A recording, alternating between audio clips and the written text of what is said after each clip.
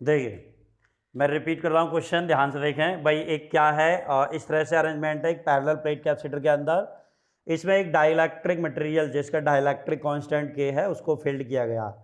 ये इस तरीके से है कि इधर तो पूरे कंप्लीट पार्ट में, इधर आधे पार्ट में है। प्लेटों के बीच का सेपरेशन डी है और ये फ्री स्पेस है, खाली है। और ये dy/2 विड्थ का। तो हमसे कह रहा है इस कॉम्बिनेशन की इक्विवेलेंट कैपेसिटेंस क्या होगी। तो देखिए इसे कैसे करते हैं भाई, हमारे पास डायरेक्ट इसका कोई मेथड नहीं है। हम लोग क्या करेंगे, इसे डिवाइड कर लेंगे। मान लीजिए मैंने इसको डिवाइड कर लिया, ऐसे एज्यूम किया ये। और क्योंकि पूरे में भाई जो डाइलेक्ट्रिक कांस्टेंट है तो प्रत्येक पार्ट का के ही होता है, उसमें कोई चेंज नहीं होता। तो के इधर का है तो के हमने ये मान लिया। अब ये भी dy/2 सेपरेशन का हो जाएगा भाई। dy/2 में एयर है यहाँ पे, तो एयर की कैपेसिटेंस को मैं C0 मान लेता हूँ, इसको मैं C1 मान लेता हूँ और इस वाले की कैपेसिटेंस को मैं C2 मान लेता हूँ। ठीक है, एयर की C0 कितनी होती है भाई, A/0/d। और यहाँ पे सेपरेशन कितना, dy/2। तो 2 घूम के ऊपर आ जाएगा तो 2A/0/d। ये याद रखना, ये C0 की वैल्यू आई। अब मुझे निकालना है, अच्छा यहाँ पर एरिया भी तो आधा था, एरिया पर ध्यान नहीं दिया, एरिया भी आधा है। तो एरिया को आधा लेंगे तो वो 2 से 2 कट जाएगा, 2 से 2 कट जाएगा भाई। ठीक है, वो एरिया भी आधा है इसका। क्लियर, जब एरिया आधा है तो 2 से 2 फिनिश हो गया। तो ये भी नहीं आएगा, सिंपल आएगा ये C0 = A/0/d। याद रखना ये C0 यानी एयर की वैल्यू है। एरिया आधा था, dy/2 सेपरेशन भी आधा था उसका, इसलिए हमने 2 से 2 काट दिया, ये आ गया। राइट, कोई प्रॉब्लम आ रही है क्या? चलिए ठीक है, नेक्स्ट देखिए। अब ये C1 देखें। C1 के लिए जो ये सेपरेशन वो कंप्लीट आ रहा है D, और एरिया जो है वो हाफ है। तो लगाइए, मगर डाइलेक्ट्रिक कांस्टेंट K है तो K A/2 ε0/d। सॉल्व करेंगे K A/0/2d। तो A/0/d इसी के टर्म में मैं लिख देता हूँ, तो ये आ जाएगा K/2 और ये C0।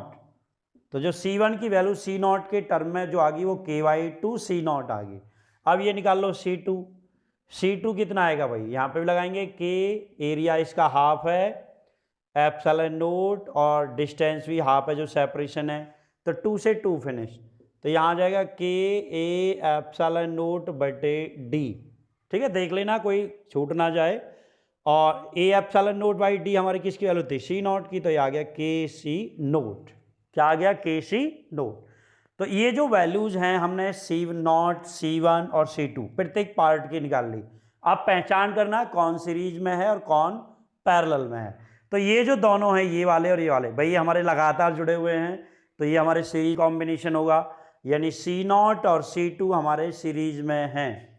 तो हेयर मैं दिखा देता हूं यहाँ पे, C0 and C2 are in series. ठीक है भाई, ये सीरीज में है। सीरीज में है तो इक्विवेलेंट क्या होगा इनका, इक्विवेलेंट में C' मान लेता हूं। तो क्या आएगा, C0 इंटू में C2 अपॉन में C0 प्लस में C2। करिए इसे, यहां तक नोट करें, फिर इसके बाद मैं आगे बताता हूं, फटाफट नोट करिए इसे। तो वैल्यूज पुट कर दीजिए भाई। C0 को C0 ही रहने दीजिए, इसी के टर्म में लाना है। C2 की वैल्यू ये है हमारी KC0, तो KC0 अपॉन में ऐड करेंगे तो क्या आएगा, C0 कॉमन हो जाएगा और K+1 बच जाएगा भाई, यही तो आएगा क्योंकि ये KC0 है, वो C0 बाहर, K+1। तो this is the equivalent of C0 and C2।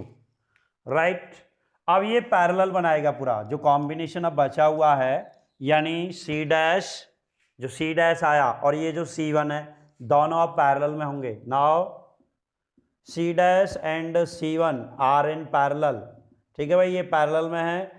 तो जब ये पैरेलल कॉम्बिनेशन बनाएगा तो इक्विवेलेंट जो होगा, मैं फाइनल ले लेता हूँ, इक्विवेलेंट इज इक्वल टू होगा C' प्लस C1। C' की ये वैल्यू ले लीजिए, कितनी आ रही है भाई, ये C0 से C0 काट देते हैं यहाँ पे, तो क्या बचेगा ऊपर, KC0 बटे में K+1 प्लस में C1।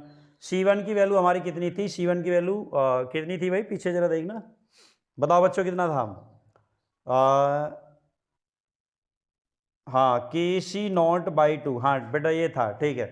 यहाँ से कॉमन ले लीजिए के सी नॉट, एल्शियम ले लेंगे और एल्शियम जो लेंगे 2 से इसके साथ मल्टीप्लाई 2k+1, राइट। और के सी नॉट हमने कॉमन ले लिया तो ये ऊपर जो आ जाएगा जुड़ के वो k+3 आ जाएगा। बस this is the equivalent capacitance of this combination. ठीक है, इक्विवेलेंट कैपेसिटेंस ये होगा इस कॉम्बिनेशन का